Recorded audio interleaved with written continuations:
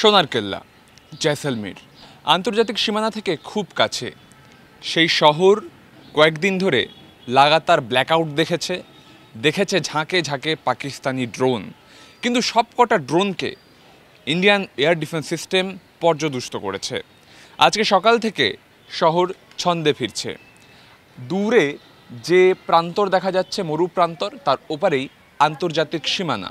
তার ওপারে রয়েছে পাকিস্তানের বাহালপুর, ঘটকি, সুক্কুরের মতন জেলাগুলো। সেখান থেকেই লাগাতার জঙ্গি প্যাড থেকে জঙ্গি আক্রমণ হয়েছে ভারতে, এবং তারপর ভারত সেই জঙ্গি প্যাডগুলোকে দুর্মুষ করে দিয়েছে। ক্যামেরা বন্ধু তুষারকে দেখাতে বলবো যে আমরা যে শহরে রয়েছি, রাজস্থানের ভারত পাকিস্তান সীমানার খুব কাছে, আন্তর্জাতিক সীমানার খুব কাছে। তার ওপার থেকে একাধিক ড্রোন গত দুদিন ধরে ঝাঁকে ঝাঁকে জয়সলমীর, পোখরান, বারমেড়ে ঢোকার চেষ্টা করেছে এবং তাকে বিধ্বস্ত করেছে ভারতের এয়ার ডিফেন্স সিস্টেম।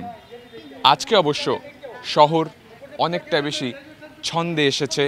শহর কিন্তু তার নিজের যে ফর্ম সেখানে ফিরছে এবং দোকান বাজার খুলছে, এবং এই মুহূর্তে জয়সলমীর সজাগ রয়েছে।